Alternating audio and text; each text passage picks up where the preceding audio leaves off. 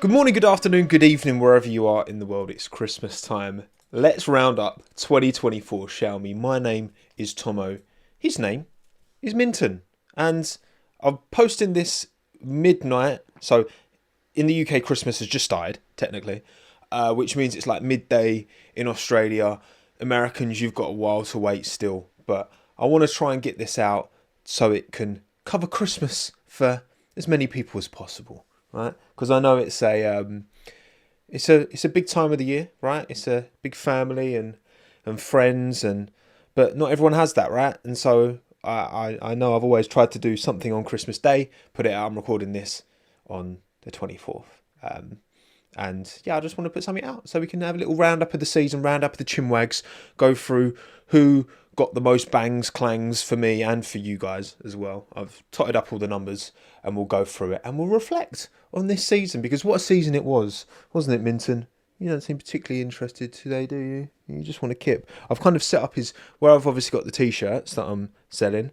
I've got boxes and I put his bed on top of the boxes just out of shot. So he likes being up high, you know. He's got kind of short dog syndrome, don't you? He's literally just bogging at the bed as well, aren't you? Right, do you want to go? Do you want to go into the bed? You've said your festive hello to everyone. Okay, going to be a busy day for you tomorrow. We're going to be about the family. Going to be seeing other dogs. He's not that great with other dogs, to be honest. He's a bit nervous around other dogs. The dogs that he knows, he loves. He's got a few dog mates who he's like besties with. But dogs he doesn't know, he's a bit. Which, I mean, I don't blame you, mate. I don't blame you. Look at how beautiful he is. Also, earlier on, I thought I'd lost him. Turns out he was in my coat, which I'd carelessly left on the floor. So that's what I get for being an untidy parent. There you go. Right, you can go in the bed, and then we can talk about 2024, shall we? What a season it was. What a season it was. It was a pleasure to be able to do this and talk about it and make these kind of chinwags, this podcast, a bigger component of what I do. You know, it started as a bit of a side project to like my main videos, covering the sport as it goes. And now it's become, you know, arguably my amount favourites to it. Obviously, the thing with these podcasts, these streams, I do the graphics and all that beforehand. Minton, will you just settle down, buddy? You got ants in your pants, mate.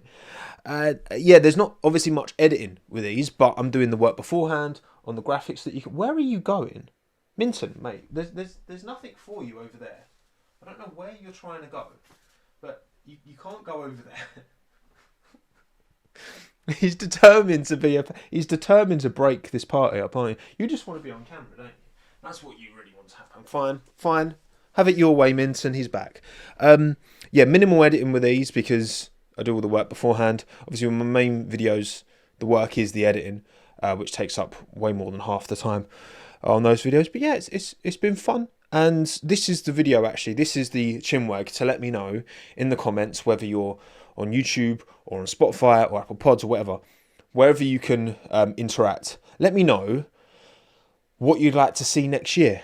And even if you don't have any ideas, go to the comments. And if you see an idea that someone else proposes that you like, give it a like so that I see it. The ones that move to the top, I will obviously heed and take more notice of.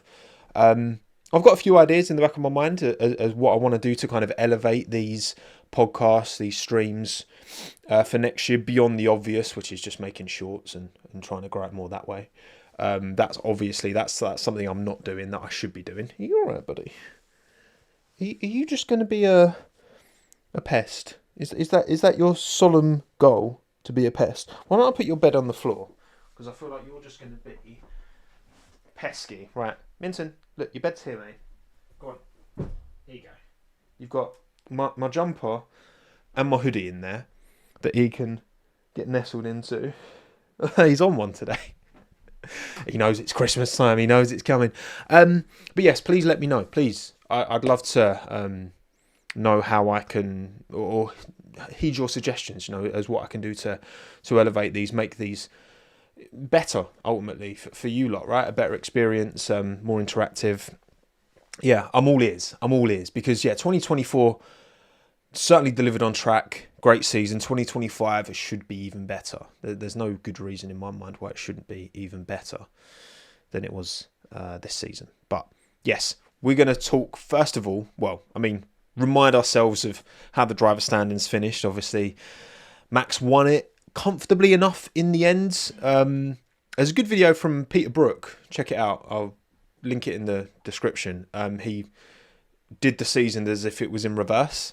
So it tells quite a different kind of narrative where it's very, very close and then Max just walks it at the end of the year. Because obviously at the start of the year, Max was cleaning up. So it's interesting. This will be looked back as part of Max's dominance. It wasn't a dominated season by Max in the same way that Seb didn't dominate in 2010 or 2012. But we consider that 4-year period Seb dominance. You know what I mean? So a lot to look forward to next year. The thing is, I mean, talk about favourites, right? Who's favourite going into next year?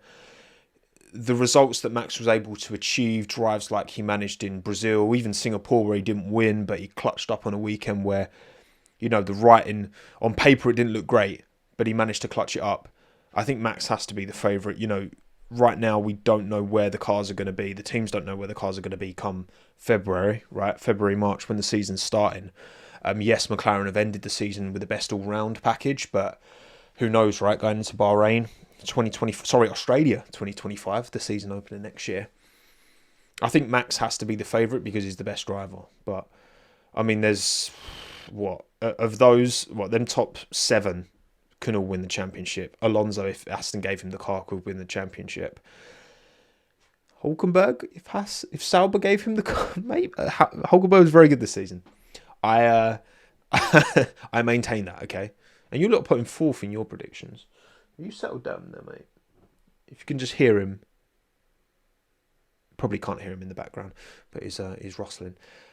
So that's how the driver standings finished. 24 drivers this season. Too many. These graphics just kept getting messed with week in, week out. And then obviously the teams. I mean, this is anyone's guess, right? For next year. Again, McLaren, Ferrari, Red Bull, Mercedes. You can make an argument for all of them. Probably less so Mercedes, because you've got to imagine that Kimi Antonelli is going to take some time to get up to speed. And obviously, the Mercedes package it has its peaks, but it has its big troughs as well. So I think between McLaren, Ferrari and Red Bull, so who knows how well Liam Lawson's going to do, right?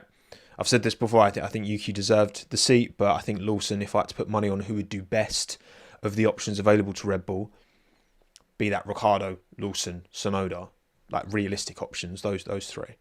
Obviously, they could have had Science, blah, blah, blah, but whatever. Out of those guys, I think Lawson is the one I put money on doing the best, just because he's the youngest, he's the most green. They will hopefully have learnt from what they did wrong with Gasly and Albon. Lawson's been in the simulator. He's driven the Red Bull more. He's driven the Red Bull more than Yuki, more than Daniel, more than Alex did before he started, more than Pierre before he started. So I'm quietly optimistic, but remains to be seen on that front. Just Sauber, well done for getting some points, but please don't be terrible again. I can't. Nico Hulkenberg deserves better, as does Gabriel Bortoleto. A lot of new names to get used to in 2024. I'm here for it. Right, bangers and clangers. Then 2024 roundup. I've gone through last night all 24 post-race Chinwags that we did and totted up who got the most banger drives, the most clanger drives, most banger team, most clanger team. Starting with me. Who did I award banger drive to most frequently in 2024? Well, I've kind of split the room here because there's 2 drivers who I gave banger drive to 4 times.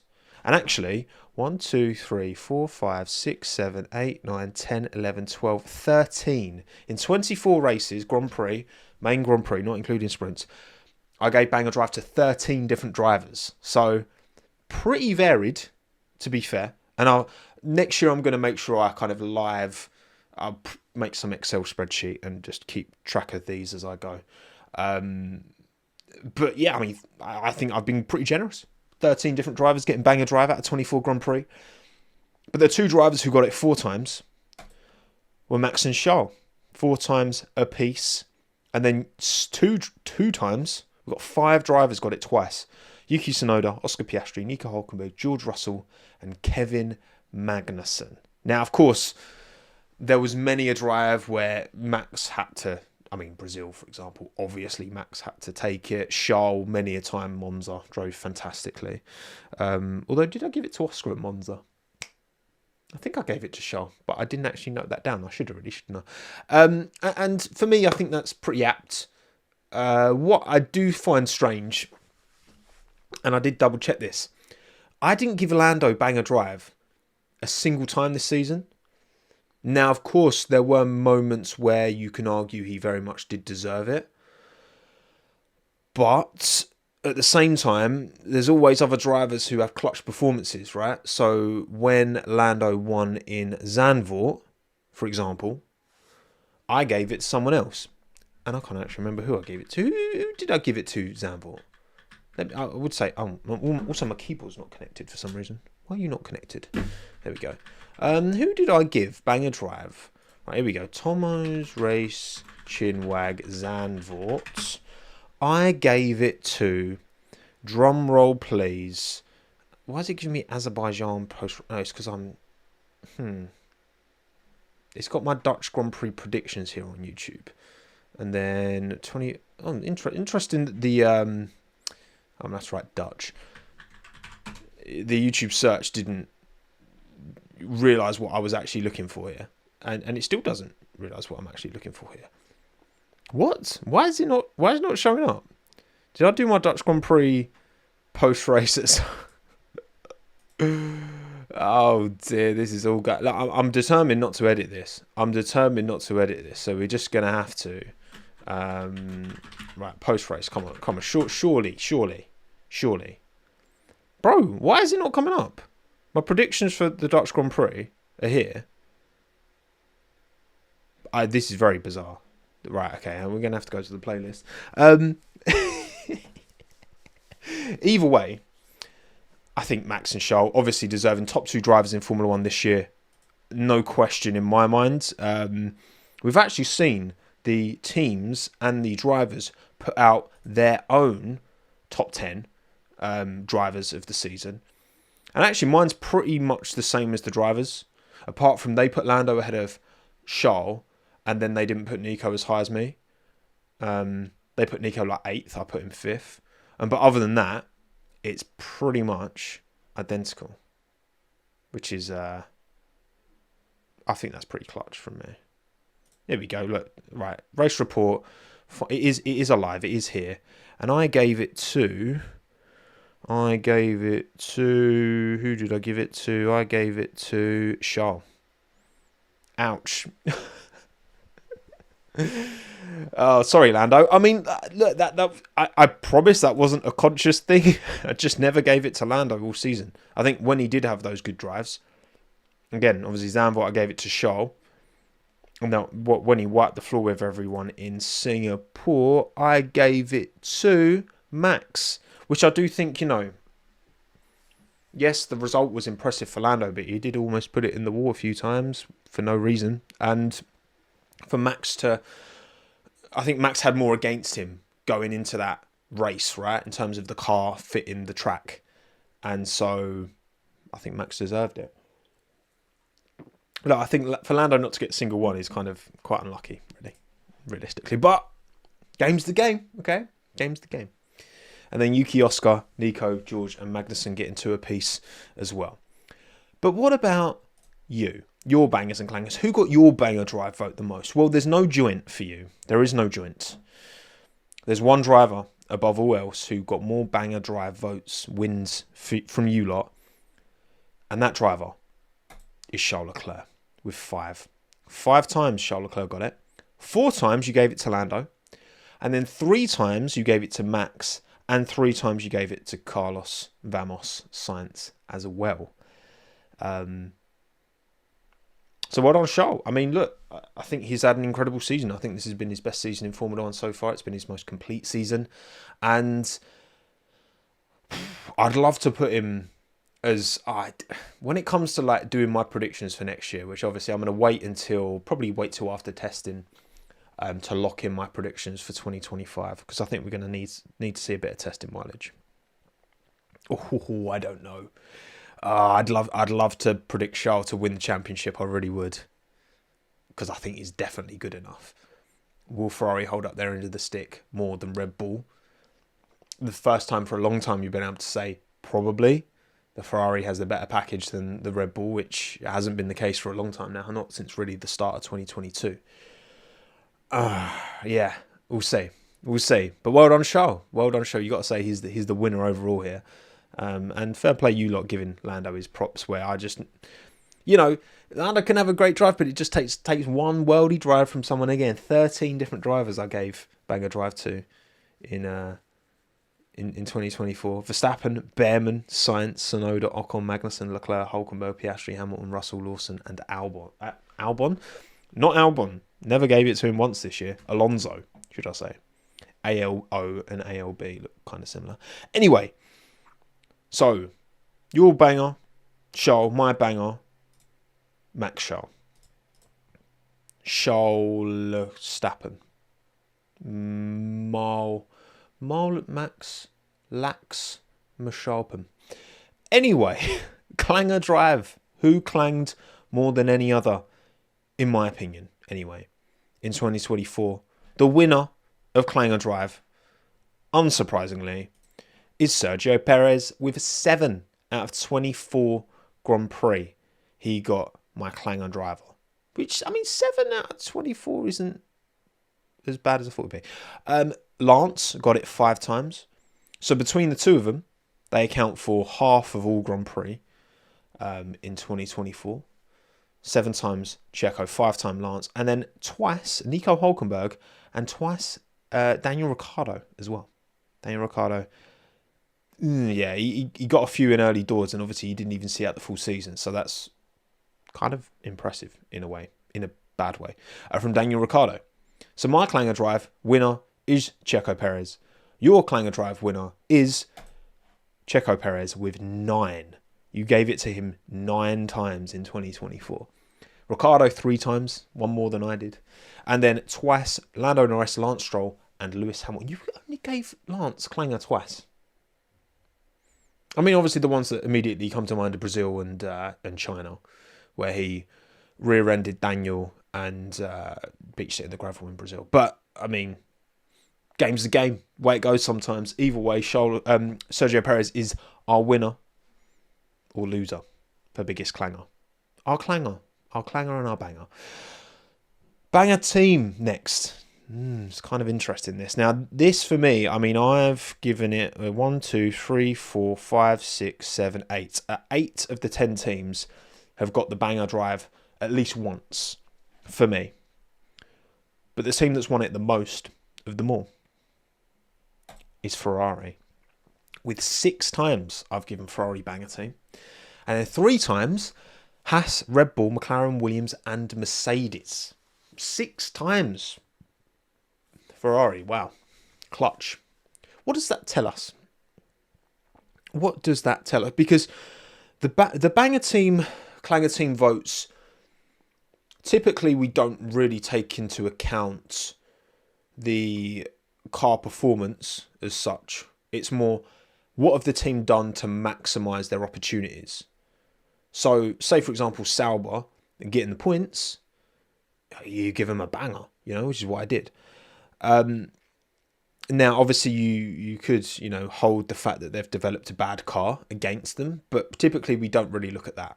I don't feel like I do. I don't feel like you do when we're rating these.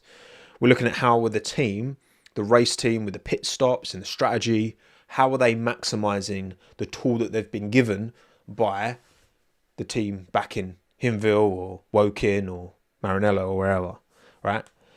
And yeah, I do think Ferrari have done more to maximise their package than McLaren. I think when you just look at the car performance, McLaren should have been further ahead in the constructors, and one of the McLaren drivers should have been able to challenge for the driver's title, right? More given the car that they had, and I think Ferrari did a better job in pit stops. Pit stop McLaren very good to be fair, but particularly strategy, decision making, and all that to maximise the package that they had.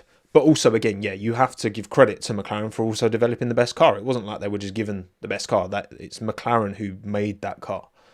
So, it's one thing to clown on a team, but hang on, it's like, well, they are the ones who've made the best car. Seemingly, anyway. But yeah, well done Ferrari for maximising more than anyone else this season, which I think is fair. I think I would say they've been the most impressive team this year from again, not a car development point of view, because you have to give that to McLaren, but from a maximising opportunities and being in that constructors fight until the very end. As far as I'm concerned, I think pretty clear. And then Alpine actually got 2 from me, and Sauber got 1, so they didn't quite make it into the graphic. But well done Alpine and Sauber for clutching up at the end. As for your banger team, well, you've got 1, 2, 3, 4, 5, 6, 7, 8 teams as well, with at least 1 vote for banger team all season. Neither of us gave a single shout to Aston Martin, and neither of us gave a single shout to... who am I missing here? Wow, this is impressive. How am I... Racing Bulls. Yeah. Neither of us gave it to Racing Bulls for banger team a single time. But there was a team who you voted for more than anyone else. And that team's Ferrari with 6 again. So matched mine. We both went for Ferrari 6 times, but it was much closer behind. You went McLaren 5 times. You went Mercedes 5 times. And Red Bull only 3 times did you give them banger team. That is mad. So Mercedes had these 5 peaks, but that's pretty much the entire season, because the rest have just been... Mercedes are so close to being part of this fight, and it's just like they're just missing something. But if they can unlock it over Christmas, right, over this winter break, the underlying characteristics are there. It's just, can they deliver? Can they maximise it? Can George, now that Lewis isn't in the other car, is George's approach, because I feel like at times as well he's maybe too focused on beating Lewis first and foremost, but then maybe that is the play, that's the strat to actually establish dominance in that team. He's firm number 1 driver going into next year, so maybe that will actually work better for George in the long run. But yeah, Ferrari are your winners of banger team as well as mine, both with 6 votes. And then finally Clanger team, who clanged more than any team of all. And I've given this to 1, 2, 3, 4, 5, 6, 7, 8, 9, all 10 teams for me. And 1, 2, 3, 4, 5, 6, 7, 8, 9. Yeah, all 10 for me and all 10 for you got at least 1 Clanger team vote this season. Very fair, very equitable. But the team with more Clanger votes than all surely comes no surprise. It's Sauber. It's Sauber. Not only did they develop a bad car, they couldn't do pit stops for a good chunk of the season at the start. Every pit stop was taking about 70 seconds. I'm obviously exaggerating a bit. It was more like 6, 7, 8 seconds, quite regularly, far too regularly. And yeah, just disappointing.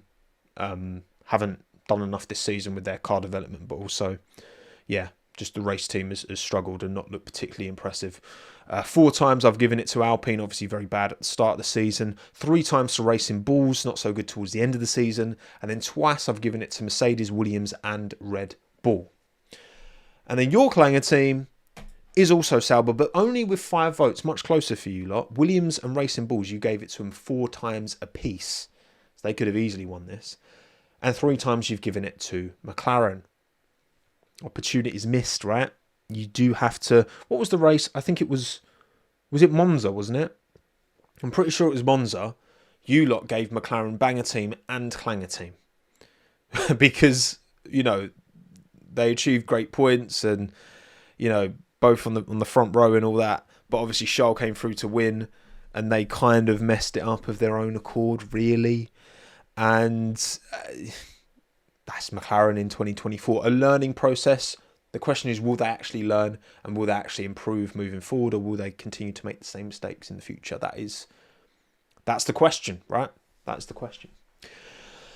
So those are your bangers and clangers and mine. They are almost identical in terms of over the course of the season, apart from I gave Max... I mean, you only gave Max 3 banger drives. I gave him 4. There's only actually 1 between. So it could have swung either way. We could have quite easily ended up with the same 4, but we didn't, okay? So we're not a cult, okay? Because it's different. And then, of course, the best race of the season. What race did I rate the highest? It was Baku. And you know what? Actually, last night when I was doing these graphics, and I was like, oh yeah, Baku, I gave best race. And I watched the highlights back, and I was like, yeah, that was a worldie. That was a race, really. And just watching it again, right? The Leclerc Piastri scrap was top tier. You had Lando coming through the field. You had Checo driving really well, and he was definitely in with a shot if Lando hadn't held him up. He was in a shot of winning this race. Unbelievable. Like Leclerc's move on, Piastri's move on Leclerc was unbelievable. Piastri's defense was fantastic. This was a really coming of age drive, I think, from Oscar. But seeing a proper scrap for the win, the top three with Checo included at one stage within basically a second of one another. And then you get the drama at the end with, it is a shame they kind of crashed, because it would have been better to see that battle kind of, between Sainz and Perez really play out, because obviously Leclerc managed to get the jump on Perez, but Perez tried to make it. For me, that's what I want from a Grand Prix.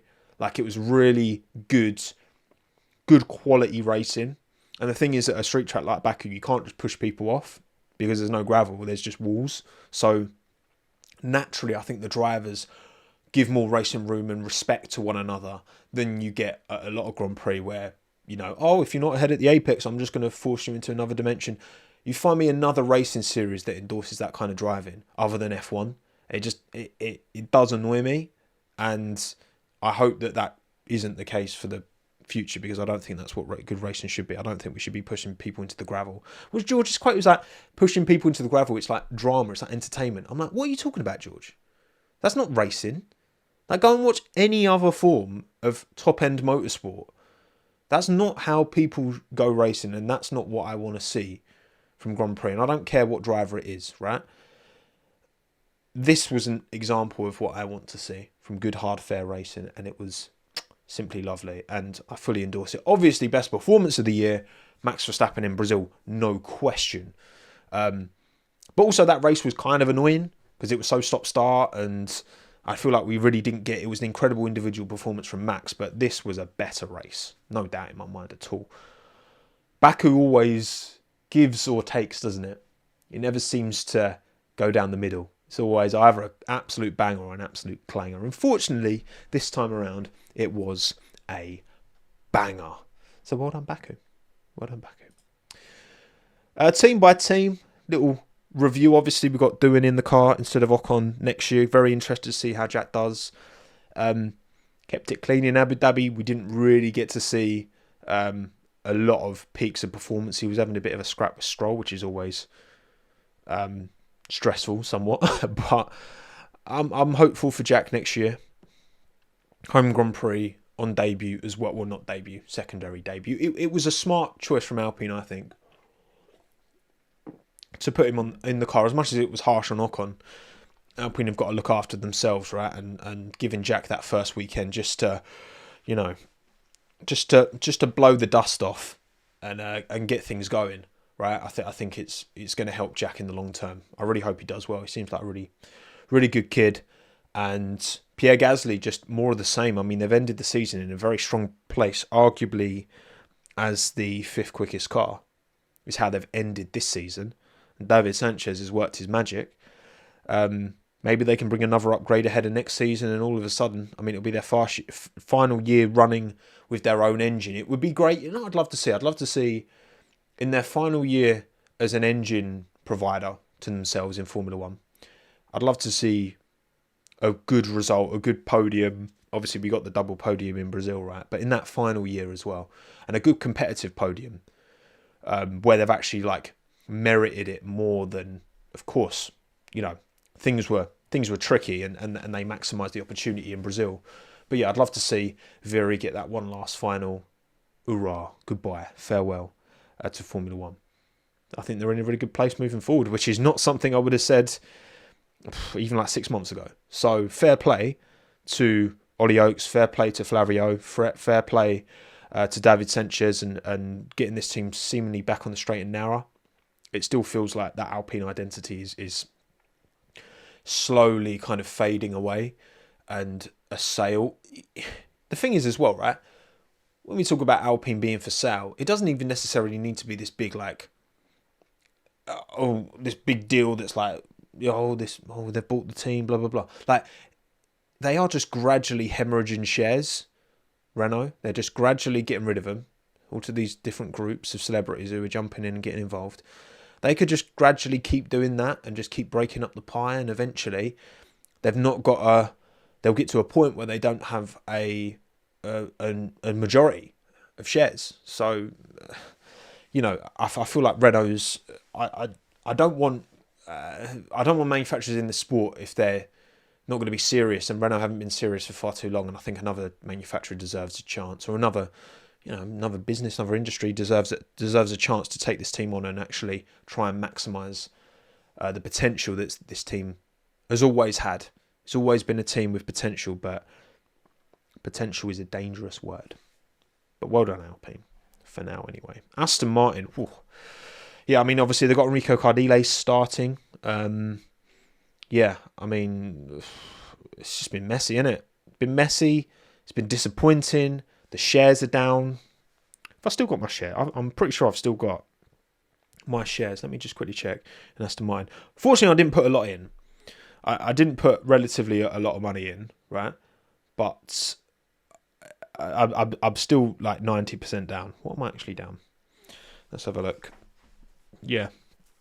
I am 90.86% down of my shares, of my 29 shares in Aston Martin Lagonda. That I bought them for 330 quid, which is not an insignificant amount of money, but like, if I lose that amount of money, which it looks like I'm going to lose that amount of money, because now it's 30 quid, you put into shares and investments what you can afford to lose. And I'm fortunately in a position that, if I don't get that money back, I'm just leaving them shares there, right? If Aston Martin become the greatest Formula 1 team of all time, Max Verstappen joins, maybe them shares jump up again. So I might as well just leave them, right? It's 30 quid now. So what's that going to do? Come on, Aston Martin, sort yourselves out. If not for anyone, for me as a shareholder, okay? Sort it out. Oh, God. They've gone with the PSG approach. It's not seemingly worked. I think that too many cooks, too many high-profile cooks. Do I think Lawrence Stroll, his approach to management and his approach to overseeing this organisation, I'm not convinced it's going to be the conducive of success, to be honest, because it feels like from what we hear, what we see, what little insight that we get, that he's not patient, and sometimes patience is a virtue. And I just wonder if he is the right person, because we see it so often, right, in sports where owners get cold feet and make changes after too short a period of time. F1 is a sport where you need to give, people time to bed in to their roles, and I don't know. I'm not sure. There's no good reason why Aston Martin shouldn't succeed. If they don't succeed, it will be because of humans making the wrong decisions, and I worry that Lawrence Stroll isn't the right human being to be in charge of this organisation, to be honest. But we'll see. Hopefully they give Fernando a car in 26. I don't really think they care about 25 at all. It's all about giving Fernando a car in 26 that he can compete with in probably his final year of Formula 1. And he's kind of said this, right? He's got a contract till the end of 26, and then from then on we'll see. And I don't think anyone does not want to see Fernando fighting for a title again, because we know how good he is. And the fact that he's still delivering these levels at this stage of his career is unbelievable. So give this man the car to make it 3, and give the seat to Yuki alongside him. It's not going to happen, but surely, come on, Yuki. He's got to forge his own path. He's got to forge his own career, and he's not going to be an Aston Martin driver in 2025, but he might well be one in 2026, if not that 27 when Alonso does retire, which seems to be the way that it's probably going to go. But yeah, very little to say on Aston. They kind of didn't start the season too badly, but yeah, they just couldn't upgrade the car. They just couldn't find performance relative to the rest of the field at all, and just steadily got less and less competitive. Fernando would still pull out a worldy result every now and then and get it into the points, which I think he deserved massive credit for. But yeah, other than that, it was pretty damaging. I mean, obviously Lance wasn't exactly holding up his end of the bargain either, was he? I saw when Liam was on pit stop, he was talking about how Felipe Drogovic is the guy who he thinks really deserves a seat. And yeah, I think Alonso Drogovic, we're maybe seeing a different Aston Martin, right? A much more competitive, compelling Aston Martin project than with Fernando and Lance. It's just, yeah, it is what it is. We all know. There's no need to really elaborate on that, because we all know what side the bread is buttered at Aston Martin. As for Ferrari, look, Lewis is going to get some Maranello testing, we think, in kind of mid-January. Probably some TPC, testing previous cars, stuff that all the teams do now, to give Lewis some experience with, the new steering wheel and the new communication with his engineer and all of this stuff, right? Which is going to be, because he was with Bono for so long. There's a lot to get on top of, a lot to learn for Lewis, and he turns 40 in January. So yeah, Ferrari, this feels like a real opportunity for Ferrari. It does. It definitely feels like an opportunity for Ferrari. And obviously, they're developing their own engine for 2026 and beyond, and they'll be supplying Cadillac as well. And it remains to be seen. I think that, yeah, I feel like with Leclerc right now, the way he's driving, Vasseurs come in and really steadied the ship, and I think done a really good job. Charles Leclerc for 2025 World Drivers' title. It sounds good to me. It does. And then Lewis has got to find a way of, how do I, over a lap, how do I keep up with arguably the quickest guy in Formula One in his prime years at a team that he's been at since 2019? I think that's an impossible ask for Lewis. I really do. I think it's going to be convincingly Charles in qualifying. And look, perhaps Lewis's struggles in qualifying this year are in part because of,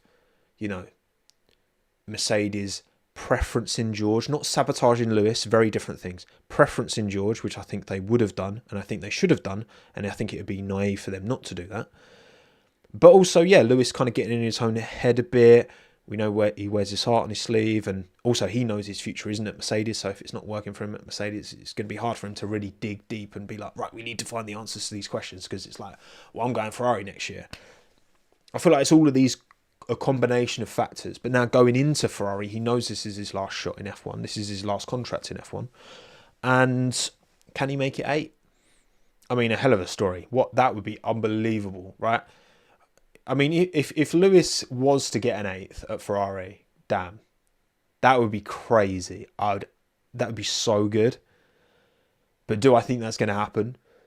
Do I think in a Ferrari he's going to be able to outperform Charles Leclerc over the course of a season, 24 races, enough to outscore Charles Leclerc over those 24, and also outscore Max in his Red Bull, Lando and Oscar in their McLarens, George in his Mercedes? Do I think that's going to happen? No.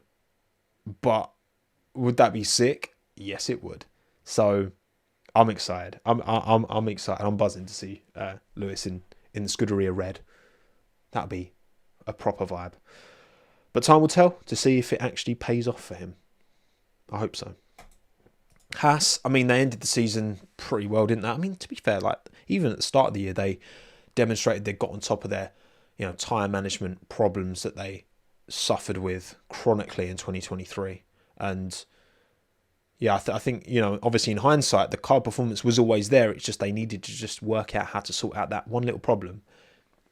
And as soon as they sorted it, they were 6th quickest car. So, yeah, I think with Ocon and Behrman, I think Ocon's a fantastic driver. I don't think he gets the plaudits he deserves. I think his ability is and he proved, how good he is in Brazil. And I think, obviously Alpine we're always going to move away from Ocon's preferences towards Gasly's preferences. as they should. And also, I think that was the most bitter breakup of any of the breakups we got at the end of this year, whether it's Nico leaving Haas or Lewis leaving Mercedes, Ocon leaving Alpine seemed to go, the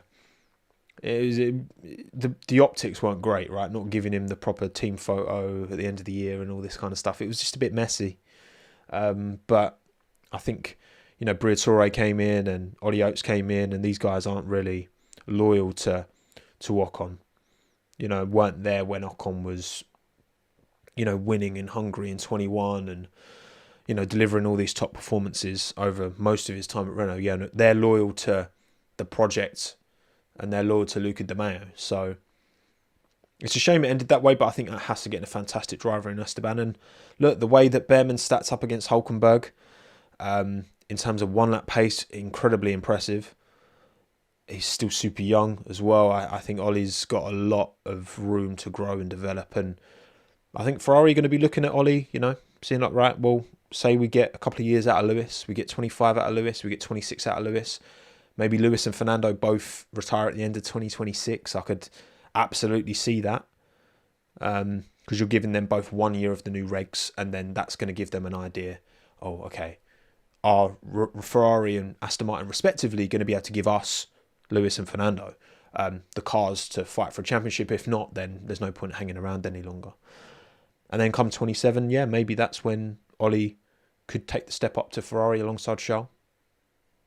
Imagine Charles being like an old driver in his like mid-30s. That's really hard for me to imagine. That's really hard for me to picture, but it's going to happen one day, and then I'll be in my 40s, which is a terrifying thought, but there you go. Look, I'm expecting good things from Haas. Obviously, the Toyota partnership was announced this year, and I imagine that's only going to step up into next year as well, especially as the team's performing well. It's in Toyota's best interest, and maybe there's some kind of partnership or a sale or whatever. Maybe Gene could come to some kind of deal where Haas CNC, because obviously he still gets value from this F1 team promoting his CNC business. As like a title sponsor, but then it's a Toyota Formula 1 team, or vice versa. Like, who knows, right? You think if Toyota are taking it seriously, they would want autonomy at some point, and building this relationship from this point could be a good way of going about that, for sure. I'm thirsty. I'm not so much thirsty, I've just been talking a lot, haven't I? Which is why you're here, to listen to me yappa. Right, McLaren McLaren Racing, the Wokings, won the constructors, so well done to them. Again, you've got to say who deserved it most this year. It was McLaren, because everyone seems to forget that, well, hang on, like, also it is the team who built the car. So yes, from a race strategy point of view, they were weaker than Ferrari, no doubt, but the totality of the hundreds, if not thousands, of people employed at F1 teams, McLaren did the best job. So I think you got to say that they deserved it. But did they have the car to fight for a driver's title? Absolutely. Did they have the car to convincingly win the constructors more than, on the final weekends? Yes, of course they did. And this is a really tough one, right? With Lando and Oscar, because the way Lando drove in Abu Dhabi, we didn't even see him. And that's what you want to see, right? From a driver who can get ahead and dominate a race. And Max has done it so many times, in 2023 in particular, so many times. You don't see him because he just drives immaculately, just builds that gap, manages it, holds it, commands it. That's what Lando did in Abu Dhabi. In Singapore, Lando won it by a convincing margin, but oh my goodness, he came so close to messing it up on a number of, and it's like, bro, come on. And then obviously the amount of times he lost position off the start, messy first laps, left, right and centre. The thing is for Lando, right, does he now, because of those things, is he now a better driver for making those mistakes? Will he improve? Is it better that he's made those mistakes, can now process them, and then not make those mistakes in 2025? You look at Max, he was crashed happen in his early days. now he's the greatest Formula 1 driver on the grid right now. Charles Leclerc, very crashy. This is the first year where I think he's really like, yeah, I'm that guy now. I'm not going to be making those silly mistakes anymore. George, very crashy. Still obviously had his shunt with Alonso, behind Alonso in Australia, which, I mean, you can say it's harsh for Alonso to get a penalty. There certainly were mitigating circumstances there. It's not like when George crashed in Singapore fully, just completely on his own, right? So when it comes to, you know, who is the guy between the two of them, because Lando is quicker than Oscar, right? Oscar needs to improve on his one lap pace. He needs to get a little bit of race management. Going into his third season, Lando's going into his, seventh? No, was it? Lando's done 2019, 20, 21, 22, 23, 24. Yeah, going into his seventh. That's crazy. That is actually crazy. So Lando should be, given the mistakes he's made, right? Because sometimes in life you've just got to do what you think you should do, get burnt. You have to do it yourself. You can't just be like spoon-fed and sheltered your whole life, right? It doesn't matter what it is, F1 driving or regardless, right? You got to make your own mistakes sometimes to learn and grow and develop from them. And because he drove so well in Abu Dhabi, you think, right, okay, so he can do it. Going into next year, he is the quicker driver right now. Can Oscar find that little bit of a turn of pace? It's tough because I've said a couple of times this year, you know, I feel like Oscar is the guy who's more likely to be competitive in 25. The fact that Lando clutched up in Abu Dhabi so well, though, I don't know. I'm really not sure. I'm really not sure between the two of them. Because if Lando right now, he is still the quicker driver. So if he can stop making those mistakes, he will beat Oscar. But Oscar's got that head on him. That head is valuable. That is a valuable Swede on Oscar Piastri. So, I don't know. But look, it's a good problem for McLaren to have. They've got this Constructors' title. They're going to be going for both next year as well. We'll see. They seem to be in the strongest position. They seem to have the best overall package. You know, Ferrari are taking most of their car back to the drawing board for 25. What are McLaren going to do? Don't know. But it's looking good. They should be favourites, but are they? I don't know. I feel like I still have to put Max as my probable favourite, but I want to put Charles. And I'm not really drawn, because Charles and Max have been up there doing it, fighting for wins since 2019. Both of them were fighting for wins, right? In Charles' first season at Ferrari, Max had obviously been fighting for wins for years. Lando's only just got here. Oscar's only just got here. So it's I don't know if I can give them the same belief. I can't give them the same belief that I give to Max and Charles. And I'm talking of can't give belief. I mean, Mercedes, man. I really want to see George get the car, because I feel like he's come on so much in his time at Mercedes, and I think he's really done a hell of a job this year. I think he definitely has, right? And I think give him the car, and I definitely think he's got it in him to scrap with, and I think he's got more of that dog in him than Lando, in terms of that dog to fight Max. The dog that Charles definitely has to fight Max. I think George does as well. I think they both wind each other up, and it's great entertainment. and Kimi Antonelli obviously is a very unknown, and this is going to be just his kind of settling in year. There's not going to be huge internal pressure and expectation, I think, on Kimi Antonelli. There will, obviously, if Kimi starts really struggling early doors, you're going to get people talking on the outside, of course, right? But I think internally they're not putting any real pressure on this first year for Kimi. It's all just a learning, grind experience for 26. So, yeah, I think that I'm optimistic that George is the guy. Can they give George the car that is consistent enough to fight for a championship over the course of 24 races? That's a very, very different question. Obviously, James Allison's back, and I think they've found I mean, they've still got, 4 race wins this year. So, 4 of 24. I mean, it's not terrible. It's not awful. It's just what we come to expect from Mercedes. You know, it seems like they're going to have a good engine package from 26 as well. Yeah, they've certainly not lived up to expectations, and they've not given Lewis a proper send-off, which is a shame, right? Because it would have been great to see him fight for a championship his final year at Mercedes, even given it was a struggle in 22 and 23. But yeah, I think give George the car, and he will fight. And he'll run his mouth a lot along the way, which will be great entertainment for us. Racing Bulls. Now, Yuki obviously didn't get promoted. He will be driving, I think, with a lot of head down, focus. Up yours, Christian. Up yours, Dr. Helmet. You're not going to believe in me? Fine. I'm going to drive the wheels off this car, and then I'm going to go somewhere else. And then I'm going to make you regret it. I think that's the approach Yuki has to take, and I think that's the approach he will take. And I'm going to batter another one of these drivers that you send to me, right? De Vries, battered. Bad. Beaten. Ricciardo, beaten. Lawson, beaten, technically. Hadjar, beaten. But Hadjar's rapid.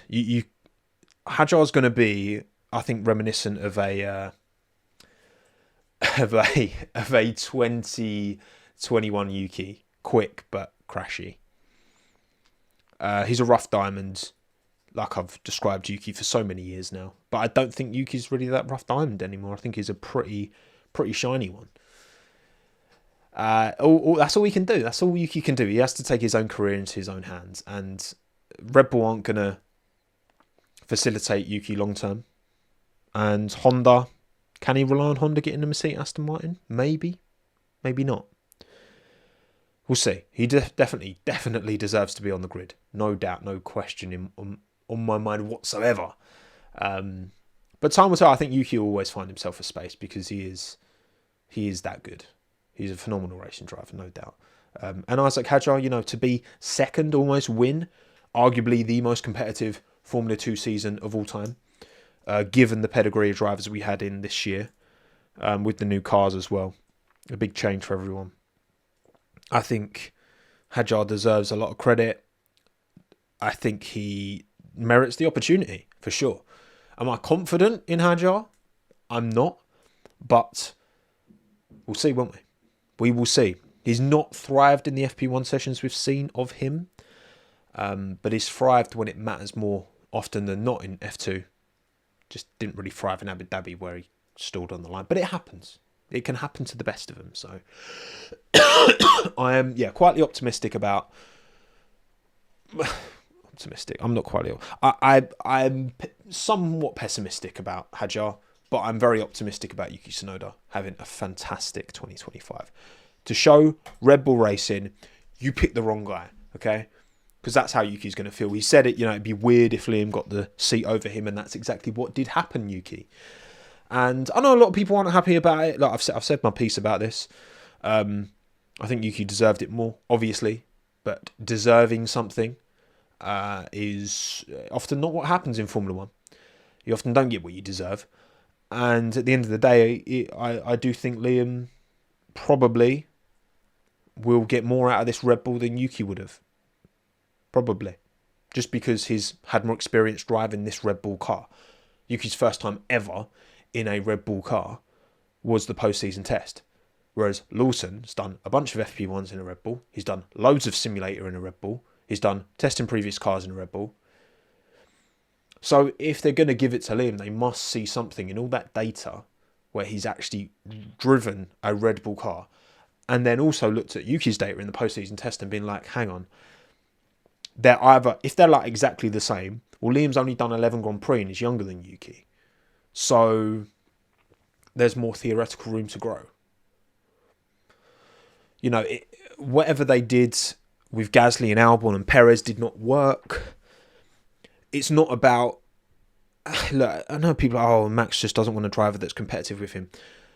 The problem is for Gasly and Albon and Perez It's not that they've just not been competitive with Max. They've not been competitive with loads of other people as well. Okay? It's not like Checo was only getting beaten by Max but still finishing on the podium every Grand Prix. Because that's what happened in 2023. And even though the gap was massive, they were happy to accept that. Because Perez still got second in the Drivers' Championship. They still won the Constructors. And Max still won the championship at a canter. The problem is, what happened this year? Where Checo was getting beaten by both McLarens, by both Ferraris, by both Mercedes, more often than not. Right? And was convincingly 8th. Not even close to Lewis Hamilton. What was the points gap? Right, hang on. What was the points gap between... I'm back through all these graphics, right? The points gap between Sergio and Lewis was 71 points between Checo in P8 and Lewis in P7. 71 points. He wasn't even close to P7, to Lewis. 71 points behind 7th. Like, come on. So yeah, obviously, Checo had to go. That's done. I think Liam will do a better job than Checo did. I think Liam will do a better job than Alex and Gasly did. I do think that. I do. Because, again, this is my evidence for this prediction, okay? Because he has raced more... Not raced. He's driven more kilometres in Red Bull machinery, RB18, 19, 20... than Gasly ever did before he got in that car, than Albon ever did before he got in that car, than Perez ever did before he got in that car. And more than Yuki's ever done. And he's younger than them and earlier on in his career. And therefore, and has seen, right? Because the problem for Gasly is that Gasly went in, was nowhere near Max. And because Daniel was the driver before, there wasn't really this second driver thing at Red Bull. This second driver curse at Red Bull, because we'd not seen it with Daniel, because Daniel was close to Max. Yeah, Max was getting one over on him, right, more often than not. But we hadn't established that there was this curse. Now we've seen it with Gasly. Albon, I think, probably got a bit more lenience because they'd seen what had happened with Gasly and were like, oh, hang on a second. Maybe that's why Albon's struggling. But also, I do think Albon did a better job in 2019 in the Red Bull than Gasly did in the 2019 Red Bull. Even though obviously Gasly then got on the podium at the end of 2019 in Brazil, didn't he, in the Toro Rosso. And then, I think Perez, obviously, wealth of experience come in and marginally better than Albon and Gasly. Yeah, perhaps. But also, he just gradually got worse throughout his time relative to Max anyway, apart from these odd moments where he'd have pace. So... Look, I think it's a complex, it's a unique situation, and Red Bull clearly have made a lot of missteps because they've got two teams, for crying out loud, and they still can't get a driver like a really solid pairing at that team. It's pretty embarrassing, really, given the resource that they have available to them. There's no real excuse.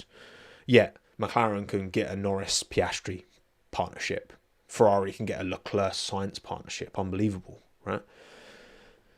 But, I mean, hopefully they learn. For their sake, they learn from their mistakes. And hopefully Hadjar does well. Hopefully Lawson does well. And I've got no doubt Max is going to be unbelievable again in 2025 and is the man to beat. Not much more to say, really. Sauber, Hulkenberg, Bortoleto. Bortoleto is going to be very, very interesting to see because, the drivers who've done back-to-back F2, F3, Piastri, Russell, Leclerc. Pretty good company. So, if Bortoleto can cook, and a Brazilian back on the grid for the first time since, Felipe Massa in 2018, it could be good, it could be fun, could be a lot of fun. And the fact that Sauber found some performance by the end of the year, weren't the worst car at the end of the season, thank God. Thank God for that. Hulkenberg deserves better than that. Bortoleto deserves a better opportunity than Bottas and Joe ever got because they never really got a good crack at the whip, I don't think, because the car was just never available to them. But fortunately, they seem to have turned a corner right at the end of 2014, so that bodes well for 15. I'm just excited to see, go to Interlagos with a Brazilian driver back in F1 is going to be cool. Got a feel for Felipe Drogovic a bit. You do. Because I think he's definitely merited an opportunity and it seems to have passed him by. Will he ever get in? I don't know. And then obviously Hulkenberg doing what he's done in 2024, being one of the best drivers on the grid, no doubt in my mind. I think they're in a good place. I think Binotto's played down expectation with the Audi engine for 26, so it could be an uphill struggle. But Nico's getting the bag, Bortoletto's getting an opportunity, and we've got an 11th team in 2026. So I guess we can talk about them at the end, can't we? Cadillac. Williams, I think that Sainz is going to be so valuable to that team. Obviously, Santander's come over. We know this already. That's going to be a huge commercial deal for Williams. I think that Colapinto's still going to be part of that team and is going to be involved in a lot of the content and, you know, keeping him front and centre. Kind of like Alpine did with Piastri. Kind of like Alpine did with Doohan as well. And I think that's smart. And obviously you've got, you know, Carlos and Franco, both Spanish speakers as well. They'd be silly to not leverage that. And we'll see what happens. I'm fascinated. I'm so excited. I'm buzzing to see Albon versus Sainz. I really am. Because I think Albon's... And look, this would be famous last words, perhaps, right? But I think Albon's going to surprise a lot of you. I think he's going to hold close to Carlos. I really do. I really do. Because I really do believe in Alex. Like, not just because he's my favourite driver. He's my favourite driver. Even if Carlos slaps him up, he'll still be my favourite driver, right? And then I'll just be like, okay, I accept that my favourite driver is just a bit mid, right? I don't think Carlos is going to slap him up. I think it's going to be pretty close. I wouldn't be, if Carlos outscores Alex, I wouldn't be surprised, right? And I could definitely see that happening because I do think Carlos is the better driver. He's the more complete driver. But I think it's going to be close. I do. And we'll see. We'll see who's right, see who's wrong. And look, this last year that Vals doesn't care about, he's gone on record and he's like, oh, I don't care about 24, 25. You know, break everything. Yeah, well, Franco and Alex heeded that, and Logan, that bit of advice a bit too literally, James. But look, yeah, I think I'm not expecting a lot from Williams in 25. They've got a good PU, and they'll have a good PU in 26 with their Mercedes deal continuing. So building for the future, they've got to show Carlos enough, though. They've got to show Carlos enough. Because otherwise he's going to jump at the first opportunity that presents itself in 2026. And you could say the same about Alex, perhaps, maybe. It just depends how, like, if Alex, which could happen, if Alex matches Carlos, right? If that happens, if it's close between the two of them, Alex's stock, surely amongst most of you, right? Surely moves up, right? If he matches Carlos. There's not very many people out there, I think, who think Alex is better than Carlos. And even I don't think that. And then obviously it's Williams' job and De Rilton's job to prove that that's the team, that's the next McLaren, right? Seen what McLaren have done, taken on a customer engine deal with Mercedes and turned it into a Constructors' Championship winning car and a Drivers' Championship fighting car. It can be done. The proof is there. We've seen it. Can Williams do that? Can they follow McLaren's footsteps and achieve that? I'd love to see it. I'd love to see that name back at the front again. It's a big ask though. It's a big ask. Big grande ask. But there we go. Let's I mean, I guess Cadillac's the final team to talk about, but not really, because we're not seeing them till 2026. So I'm sure Bottas and Magnussen and Palou and O'Ward and Drogovic, many a driver will be having many a conversation about that 11th Formula 1 team. But we've still got a year to go before that, haven't we? We've been kind of done, haven't we? I think that's pretty much. We've gone through the bangers and clangers, the winners and the losers. We've gone through all the teams. And yeah, the year is done. What a year it's been. It's been so fun, honestly. It's such a pleasure. It's such a privilege to be able to do this, like, genuinely, as my job. And I said this before, you know, these chinwags, and even like when I'm recording my videos and that, like, this bit doesn't really feel like work. It's the editing and all that kind of other stuff that is the work. But yeah, it's mad that I can do this, and thank you, like, honestly, all so much. Like, it's every time I've ever met someone who like watches my stuff, it's always been like such a nice interaction.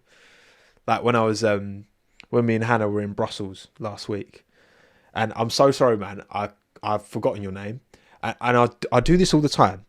And I don't know if any of you do this, right?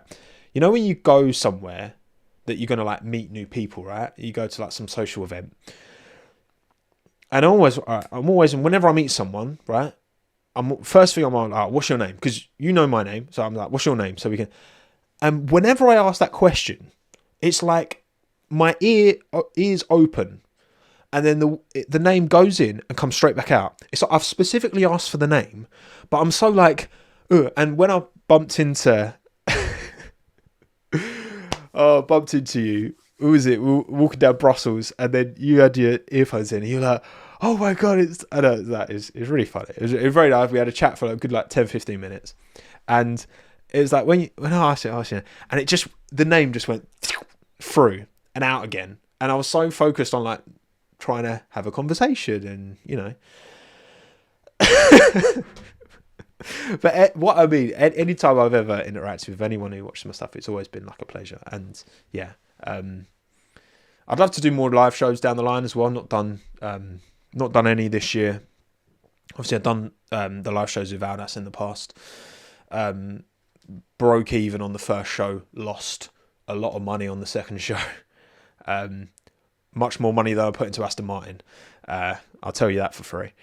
So yeah, I've got to try, and if I want to do that again, I've got to try and find it, because it's so fun doing the live shows and being able to actually like interact with some of you lot in person. It's something I'd like to do more of. I've just got to find a way to make it commercially viable, right? Because I can't afford to throw, you know, 3 close to 4 figures away on these shows. I've got to find a way of doing it more sustainably.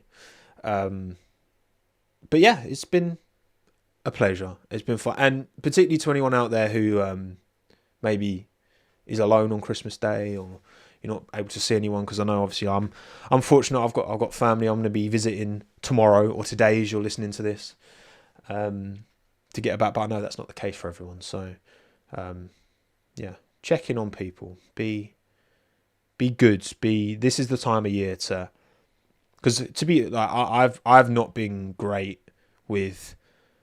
I've been very caught up in my work this year, and it's hard to strike a balance. Obviously, for me, my personal position, right, where I'm doing my own thing and I'm my own boss, which has amazing benefits and privileges that come with it. But also, there's no one telling you to stop, and there's no guarantee.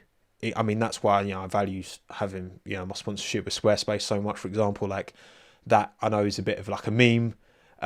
But honestly, like, to someone like me to have a deal like I do with Squarespace, where it is kind of like essentially as close as guaranteed income gets for a YouTube channel, is like unbelievable, right? Because it just gives me that, right, I know I'm gonna, as long as I don't get myself cancelled, I'm gonna be earning this much this year, and then I can just kind of plan and stuff like that. So that's amazing. That's so amazing. Yeah, I wouldn't have any of that without you lot. And I'm just a bloke on the internet who likes talking about Formula One, and in a way that I like to think, you know, I mean, I've been live for like over an hour, and the amount of I'm not live now, but you know what I mean.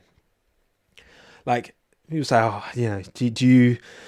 Like, the whole talking about F1, that's the fun bit. That's not the job, and like, that's what I love talking about and doing. And you know, it would be way too exhausting, because you get people say like, oh, these YouTubers, they fake it. They come out with, they just say things to like ruffle the fair. You got to remember, right?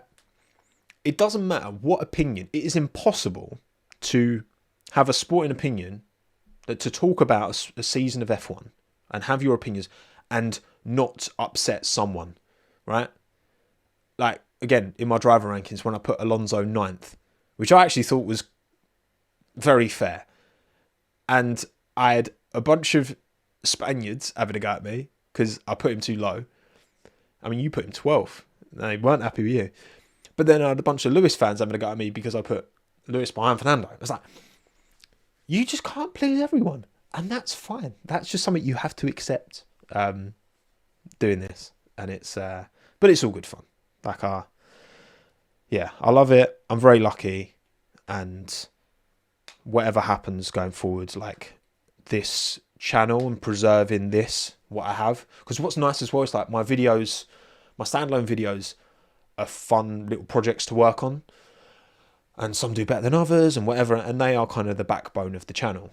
But then doing these streams, particularly when they're live, obviously this one isn't, right? But it enables me to preserve that kind of like conversation and that degree of, look, parasocial relationship is a very kind of tricky term, because that's the whole, that describes a relationship that anyone feels with someone that they don't know, but that they consume a lot. So be that an actor or a sports player or a YouTuber. And it can obviously get a bit, you know, I think some creators lean too much into it. Oh, I love you guys, all that kind of stuff. Like, you don't know me. I don't know you. But that's okay. And I think those boundaries are like, I try and kind of keep those boundaries appropriate, because yeah, look, I'm a person who makes videos and talks about my hobby, and if you're watching this, you obviously engage and feel like there's you get some value from it, be that entertainment, be that information, whatever, or you just want someone to be mad at for not agreeing with you, like whatever you watch, right? But at the end of the day, like I'm not, that can't replicate like real relationships and real friendships. But also, yeah, there's nothing wrong with that, as long as we're all like accepting, yeah, of course, like I don't know you, you don't know me, like I'm not your friend, like you're not my friend.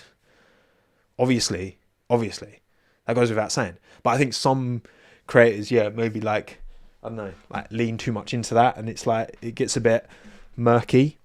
And I think it's kind of important to keep those boundaries secure and healthy and safe, you know what I mean? Because, but at the same time, when it's like a time like this time of year, and that's why I've always tried to do a bit of content on Christmas.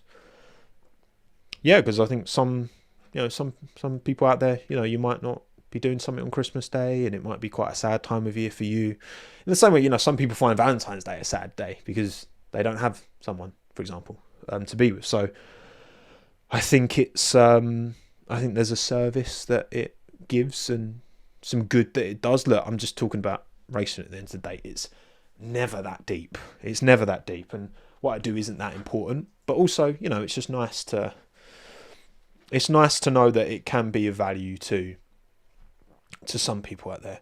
Anyway, I'm blabbering on big time, and I need some water as well. This Coke Zero isn't cutting it. From a thirst quenching point of view, shall I just grab Minton one last time? Because this is the last Chinwag of the year, of course. On New Year's Eve, the quiz, big fat quiz of the year, is coming yet again.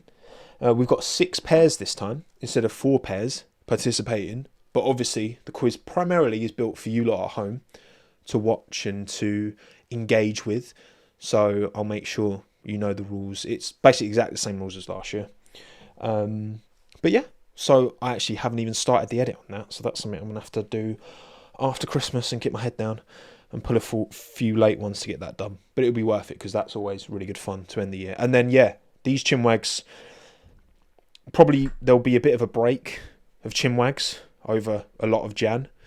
I'm going to redo all the graphics, refresh everything, integrate any ideas you lot might have, and we'll go again ahead of 2025, which, yeah, should be an unbelievable year of Formula 1.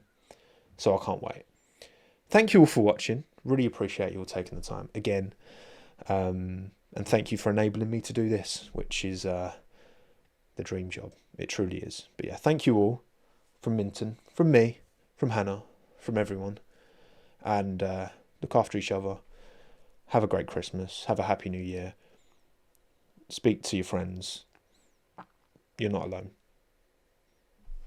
Ciao, adios, I'm done. Arrivederci, as Zach would say. Bye-bye.